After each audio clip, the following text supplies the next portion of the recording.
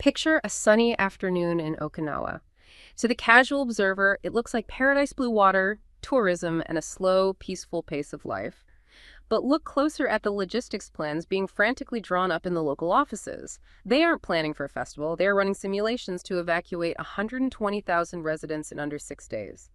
You would naturally assume this is for a tsunami standard procedure for a disaster-prone Japan, but it's not. The target of this anxiety isn't nature, it's war. While the world still views Japan through the nostalgic lens of its peace constitution, a nation that formally swore off the sword, the reality on the ground has quietly yet violently shifted. We aren't just seeing a defensive posture anymore. We are seeing the rollout of the HVGP, a hypersonic glider with a 3,000-kilometer range, capable of striking Beijing or Shanghai. It creates a surreal, almost jarring dissonance. Just as a Japanese organization wins a Nobel Peace Prize for fighting against nuclear weapons, the new Prime Minister, Sanai Takaichi, is openly discussing the introduction of American nuclear weapons and tearing up the country's long-standing 3 non-nuclear principles. The shield of the Pacific is rapidly forging a very long, very sharp spear.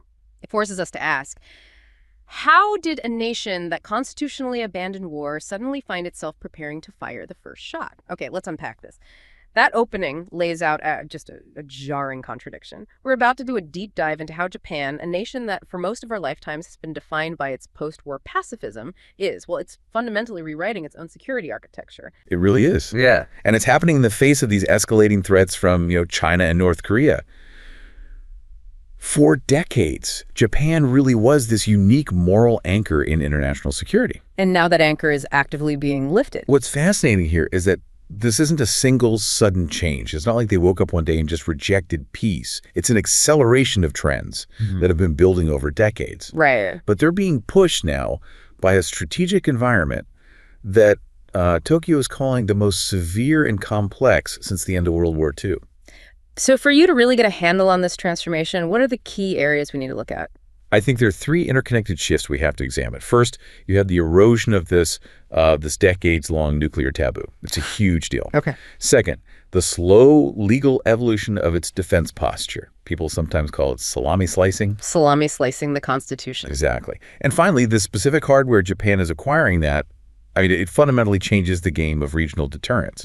It's turning Japan into a genuine regional military power. Let's start with the most sensitive one then, the nuclear domain. I was just reading this powerful piece about a woman in Nagasaki. She's a second-generation hibakusha. That's the term for the survivors of the atomic bombings. And she's talking about watching this post-war nuclear firewall that her family helped build just being dismantled, brick by brick. That visceral, deep-seated emotional reaction. It's central to this whole debate.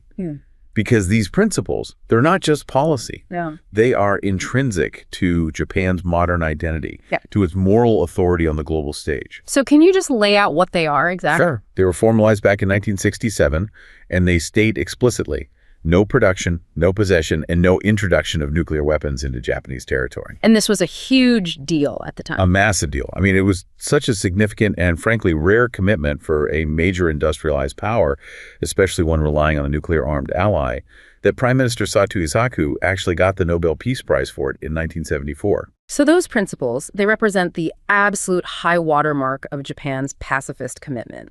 And now the current debate, which is really being pushed by figures like Prime Minister Sanai Takaichi, is focused on that third principle. No introduction. No introduction. Why is that one the weakest link in the chain? It's all about credibility. The Japanese government, and especially the Takaichi administration, they see the outright ban on the placement or even the transit of U.S. nuclear weapons on their soil as, weakening the effectiveness of the nuclear deterrence provided by its ally, the United States. So let me make sure I'm following the logic here. Yeah. And Takaichi isn't saying Japan should build its own bomb. No, not at all. She's saying that if they're going to rely on the U.S. nuclear umbrella, they have to let the U.S. actually hold the umbrella efficiently, which means getting rid of these self-imposed restrictions. That's it, precisely. The argument is intensely pragmatic. She's publicly criticized the principle, saying that if Japan expects U.S. extended deterrence, the promise that a nuclear attack on Tokyo gets a nuclear response from Washington.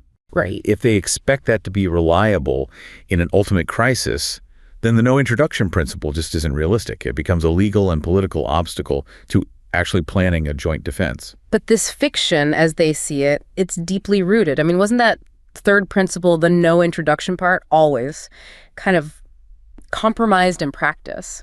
Especially during the Cold War, it feels like Japan's been living with a nuclear lie for a long time. You absolutely hit on a crucial historical point.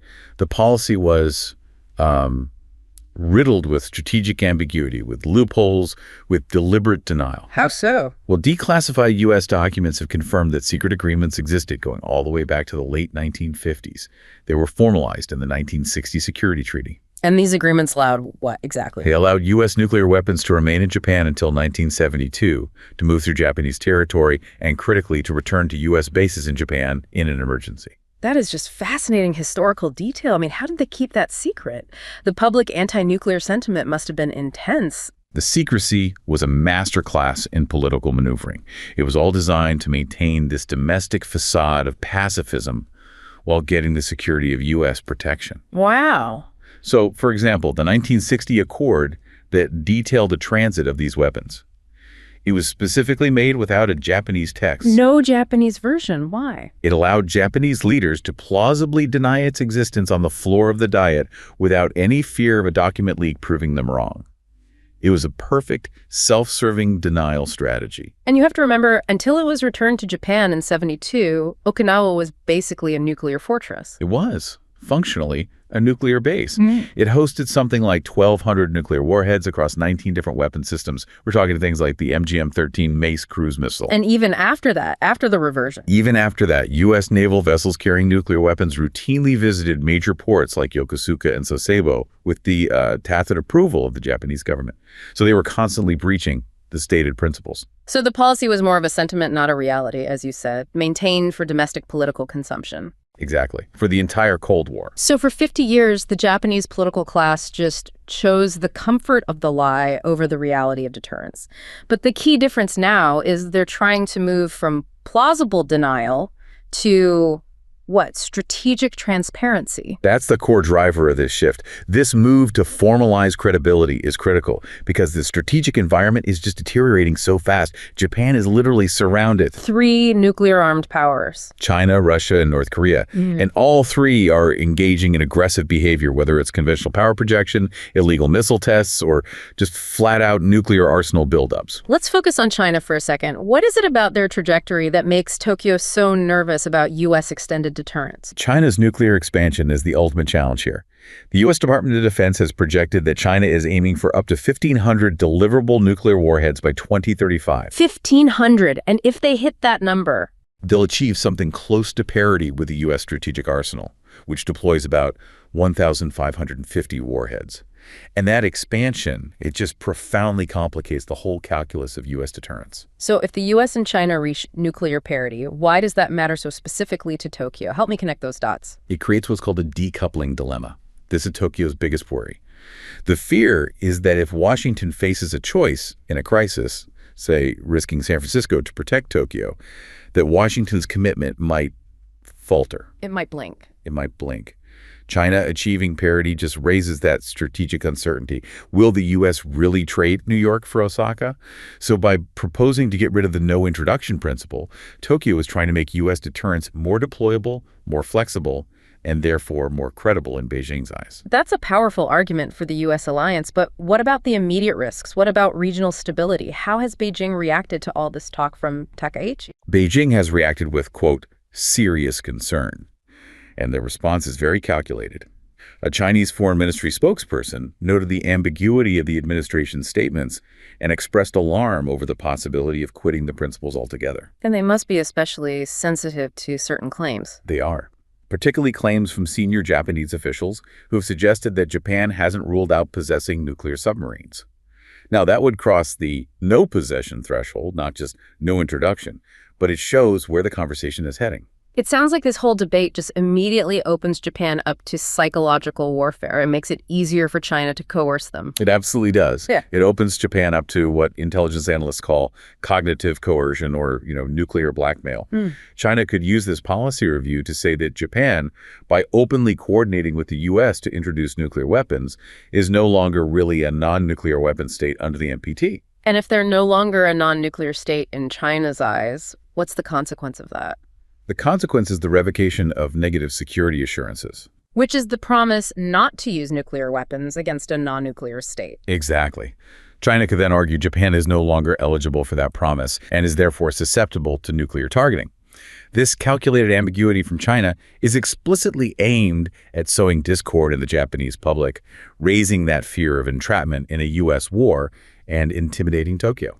So this whole shift from a politically convenient lie to a policy reality built for deterrence it's arguably one of the biggest shifts in post-war East Asia. Without a doubt. Okay, so this aggressive shift in defense policy, moving from self-denial to seeking offensive capacity, it has to have a legal foundation.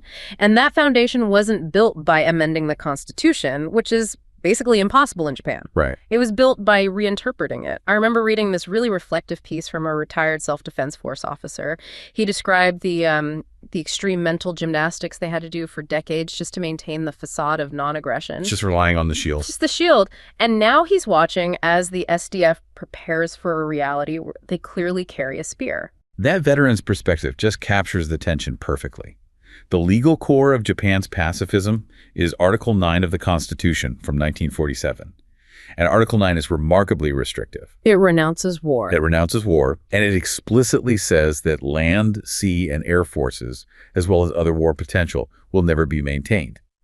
But as soon as the Korean War broke out in the 50s, geopolitical necessity just clashed violently with that constitutional idealism. So how did they get around that immediate contradiction? They engineered this doctrine. Yeah. Exclusive defense-oriented policy, or senshuboi. This was the philosophical bridge that was designed to allow Japan to have a military force, the SDF, without violating the spirit of Article 9. And how was senshuboi defined at the beginning? What were the constraints? It was defined with extreme rigor to make sure the SDF couldn't project power. The principle was that Japan could only use force in self-defense after being attacked.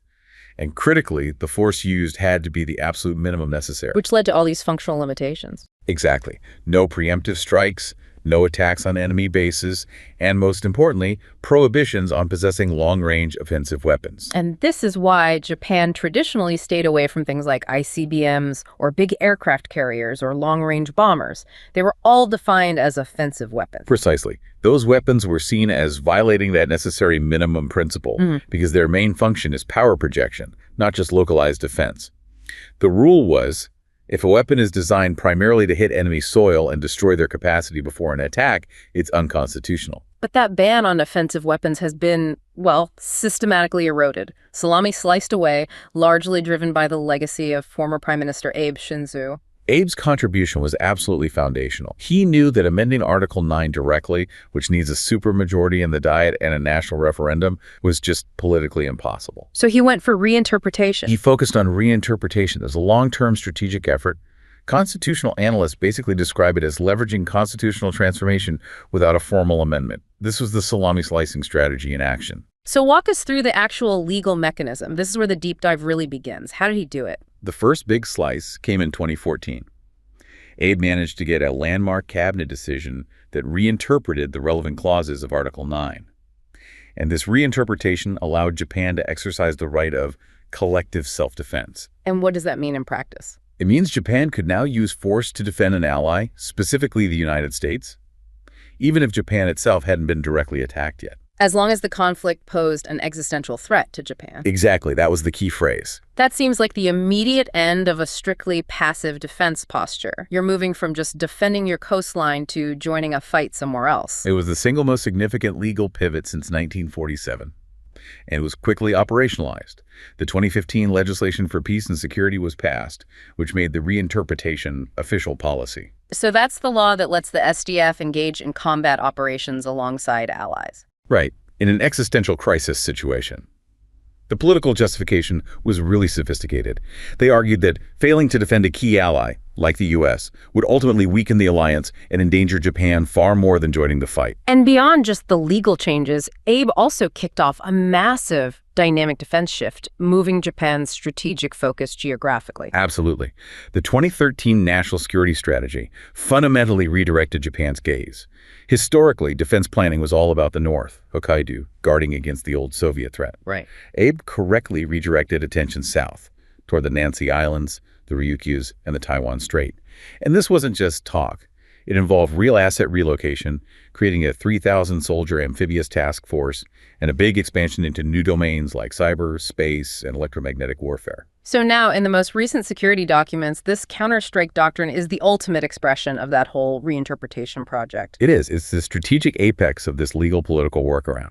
It formalizes the capacity to strike enemy bases. And the government still maintains, legally, that it upholds Senchubo.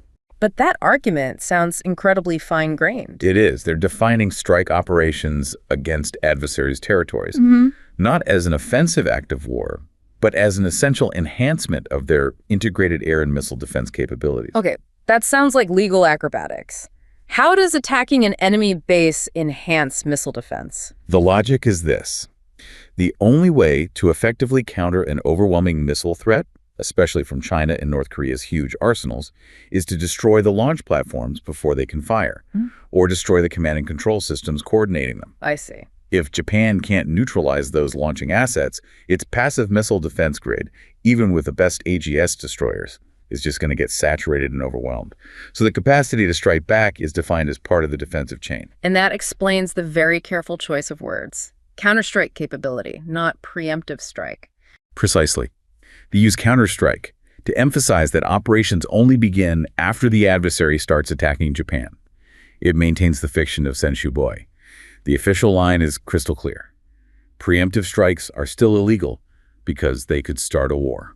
But I've read that former defense officials have hinted at a loophole, suggesting an attack could be legal if enemy intent is obvious. Doesn't that make it look like Japan is kind of cheating on the spirit of the law? That ambiguity is a major point of tension, both at home and abroad. Figures like former Defense Minister Ishiba Shigeru have suggested that an attack could be permissible if enemy intent is clear. For instance, if intelligence shows enemy missiles are fueled, they're on their launchers, and they're aimed at Japanese cities. At that point, waiting for the launch could be seen as a failure of duty. Exactly, a failure of the constitutional duty to protect the people. This operational blurring makes Japan's legal position highly ambiguous. To allies and adversaries, it can look like they're manipulating international law. Let's talk about that political fallout. If Japan looks like it's cheating, doesn't that undermine its reputation with other allies? Maybe one's trying to maintain a non-offensive posture, like the Philippines. It definitely creates friction. On one hand, allies like the US and Australia are, frankly, relieved.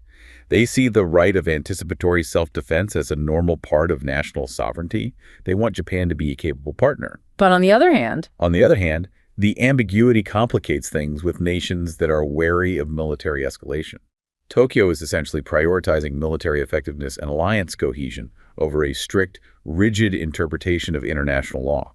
and the functional result is pretty unmistakable. The arsenal Japan is acquiring now fundamentally breaks the spirit of those old constraints. Absolutely. The list of assets is impressive. Advanced submarines, AGS-equipped destroyers, helicopter carriers that are being modified to operate F-35B fighters, and now long-range cruise missiles and combat drones. Yeah. The SDF is transforming from a territorial defense force into a significant regional power. So the political consensus is no longer about maintaining that pacifist facade. It's about facing geopolitical reality. The old passive defense posture is just obsolete against things like missile barrages and hypersonic weapons. That's the new reality in Tokyo. It's now almost unfamiliar, as one analyst put it, to hear serious criticism that Japan's own strike capability would undermine regional stability. The government has successfully reframed the acquisition of offensive capability, not as a source of tension, but as a stabilizing force. Okay, let's turn to the actual tools, the hardware that embodies this new doctrine. The change is felt acutely on the ground. I keep thinking about that sugarcane farmer on Ishigaki Island. His biggest worry used to be typhoons. Now it's the new JSDF garrison and the deployment of standoff missiles. He knows that if a conflict breaks out over Taiwan, his island, which is only 200 kilometers away, instantly becomes the front line, a primary target. That farmers' fears are absolutely grounded in strategy. Japan's defense buildup program from 2022 committed to acquiring these long-range strike capabilities precisely because the military balance is so severe. Let's look at the numbers. North Korea and China together have well over 800 ballistic missiles that can reach Japan. China alone has over 500 medium-range ballistic missiles targeting the first and second island chains. The strategic necessity for counterstrike is driven by this overwhelming asymmetry. Let's start with the immediate acquisitions. The off-the-shelf solution Japan is rushing to get, The Tomahawk cruise missile. The Tomahawk is the first major tip of the spear. Japan is buying 400 of them. U.S. built, proven, with a range of up to 1,600 kilometers. This was prioritized for speed of deployment. I read they actually changed the plan to get them faster. They did. Initially, they wanted the newest Block 5 version, but the Ministry of Defense quickly modified the plan to get 200 of the older Block 4 version ahead of schedule. Why the rush for an older version? What's the trade-off? Time. Time is the most critical factor. They wanted to get an immediate counterforce capacity within the next few years to close what they see as a missile gap. The trade-off is that the Block 4 lacks the full anti-ship capability and some of the advanced connectivity of the newer versions, but getting 200 missiles fielded quickly was the strategic imperative. And while the Tomahawk fills that immediate need, Japan is also investing heavily in its own domestic missile program, the improved Type 12. Right. The improved Type 12 is Japan's domestic warhorse. It's the first phase of their homegrown counter-strike weapon. Its current range is only about 200 kilometers, but it's undergoing massive rapid improvements. How far are they extending the range? They're aiming for a potential range of 2,000 to 3,000 kilometers by adding a highly fuel-efficient turbofan engine. It's a similar technique to how the U.S. extended the range of its JSSM missile. And what makes the Type 12 so important, even though it's subsonic? It's expected to be the cheapest and, critically, the most numerous missile in the arsenal. It's designed for flexible deployment from ships, submarines, jets, and ground launchers. Its flexibility and mass production will give them the volume they need to seriously threaten enemy staging areas. Which brings us to the really cutting-edge systems, the ones that match the modern high-speed threat profile, the hypersonics, the HVGP Block 2B. What exactly is a boost glide hypersonic weapon? This is where Japan leaps into the 21st century arms race. The HVGP is a boost glide weapon, similar in concept to the U.S. Dark Eagle system. The boost phase uses a big solid rocket motor to propel a non-powered glide vehicle up to the edge of the atmosphere at extreme speeds. We're talking Mach 12 to 17. Exactly. Then, once it separates, the glide body skips and maneuvers its way down to the target. And why is that trajectory so much harder to intercept than a standard ballistic missile? A standard ballistic missile follows a predictable parabolic arc. That makes it relatively easy for systems like AGS or TED to track and engage. A cruise missile is low and slow, but this boost glide vehicle is different. How so? It's traveling at multiple times the speed of sound, which makes terminal defense incredibly hard. But crucially, it glides within the atmosphere and can execute high-G maneuvers throughout its flight. Its trajectory is unpredictable until the final seconds. It just defeats current defense calculations. And the strategic significance of the HVGP's range? The design range is 3,000 to 3,500 kilometers. That capability places major strategic targets deep inside continental Asia cities and military headquarters like Beijing or Shanghai within reach. So it moves Japan well beyond just defensive needs. It gives them the capacity to hold distant, high-value targets at risk. It profoundly alters regional deterrence. And they're also developing the HCM, a hypersonic cruise missile that uses a scramjet, but that's much further down the road. Okay, let's tie this hardware back to the strategy. Is Japan aiming for deterrence by punishment, like a nuclear state? Or is this that deterrence by denial idea? Let's unpack that. The ultimate strategic goal here is emphatically deterrence by denial, not punishment. Deterrence by punishment threatening to destroy an adversary's cities is just not feasible for Japan with conventional weapons against nuclear states. Right, you need a massive arsenal. You would. Yeah. An arsenal capable of delivering lethality comparable to a nuclear strike. The SDF can't acquire that, and it would be unconstitutional to target civilian areas anyway. So what does denial mean in this specific context? Denial means targeting military capabilities to deny the adversary the ability to achieve their objectives. So in a conflict, Japan needs a long-range counterforce capability to destroy military assets that would sustain an invasion. So neutralizing air bases, runways, command centers. Exactly.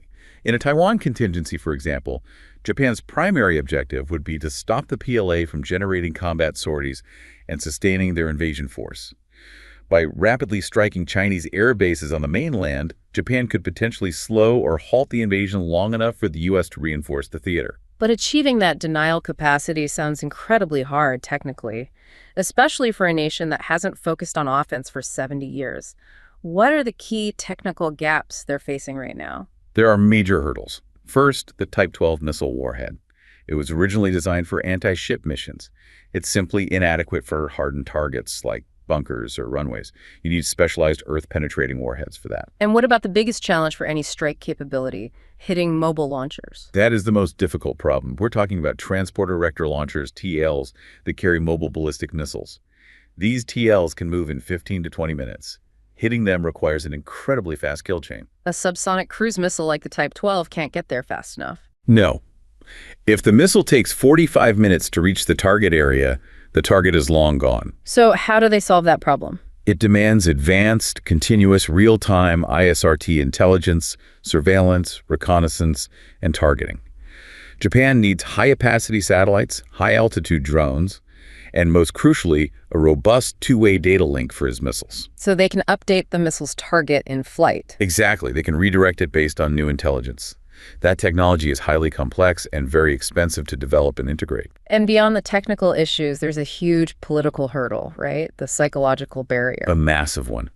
The decision to actually execute deep strike operations against mainland China or North Korea is something Japanese political leaders have absolutely no experience with. This lack of decision-making muscle creates a huge risk of hesitation in a crisis. It sounds like Japan is rapidly acquiring the weapon, but it still lacks the supporting nervous system and the political experience to actually use it under extreme pressure. That's a perfect way to put it. The hardware is only half the solution. The integration, the intelligence backbone, and the political will under fire. That's the other half.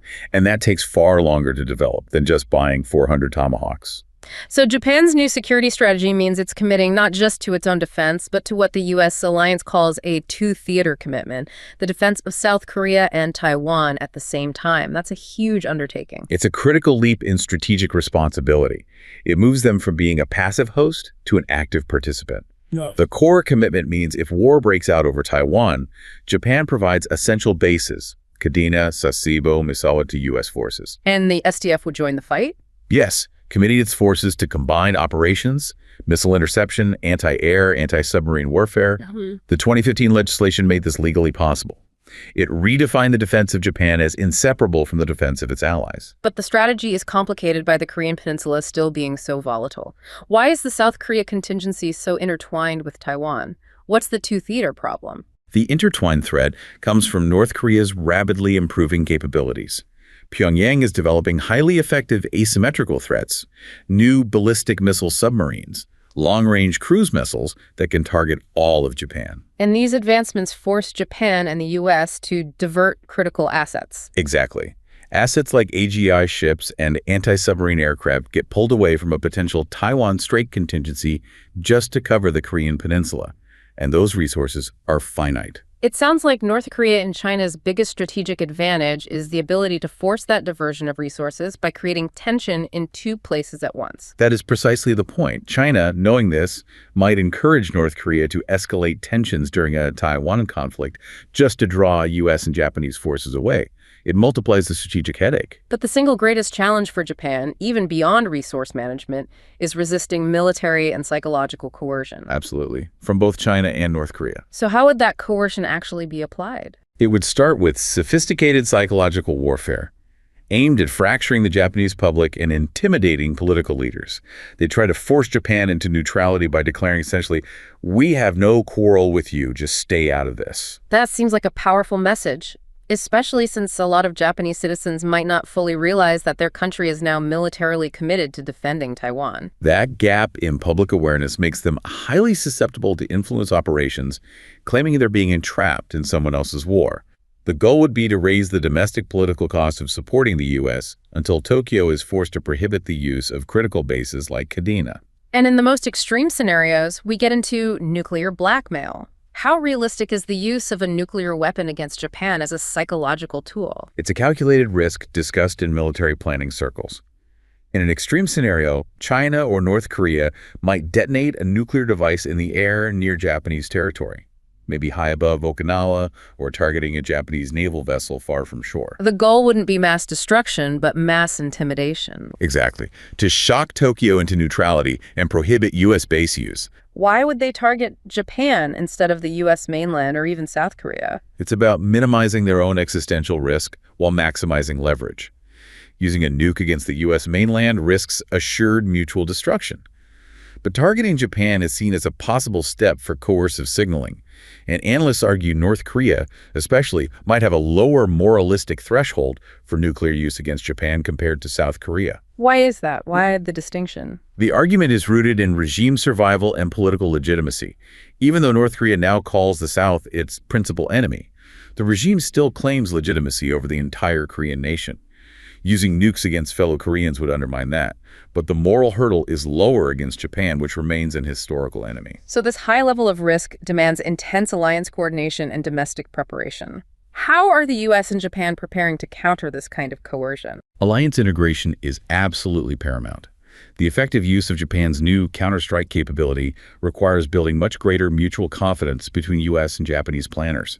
They have to run tabletop exercises focused on joint targeting cycles, shared operational concepts, and, critically, escalation control. And there also seems to be a desperate need for Japan to clarify its complex legal position on preemption. You described it as looking like they're cheating. Yes, that ambiguity creates confusion for allies who want certainty. Japan needs to enhance transparency by publicly clarifying the legal timing of its use of force. This is essential for alliance cohesion.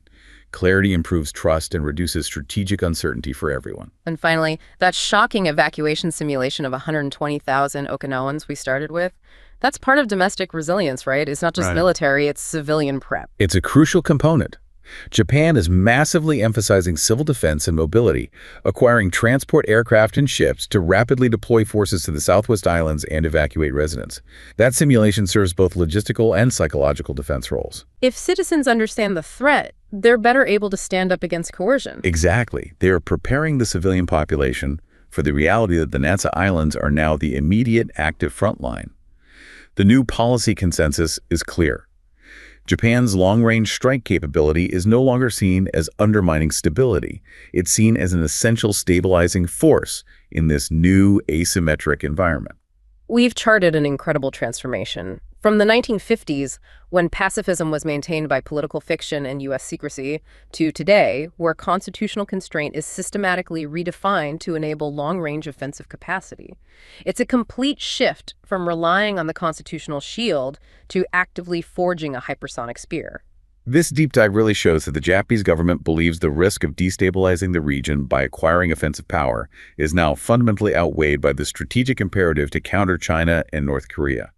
Japan's move to acquire weapons like the HVGP, which can reach deep into continental Asia, means it's moving from a passive anchor of the U.S. alliance to an active, formidable combat partner. It's a new era. It is. An era where the old guard's exclusive defense principle is functionally obsolete, replaced by a strategy where denial and the capacity for counterstrike is the new definition of peace. The legacy of pacifism, while it's cherished by so many citizens, has been functionally overturned by the geopolitical reality of asymmetric military growth. Japan is betting that by making itself a harder target and an aggressive launch platform, it increases regional stability. In an environment where the window for aggression is already opening for China and North Korea, Japan's new long-range strike capability, far from destabilizing the region, is now viewed in Tokyo as the only credible means of stabilizing it.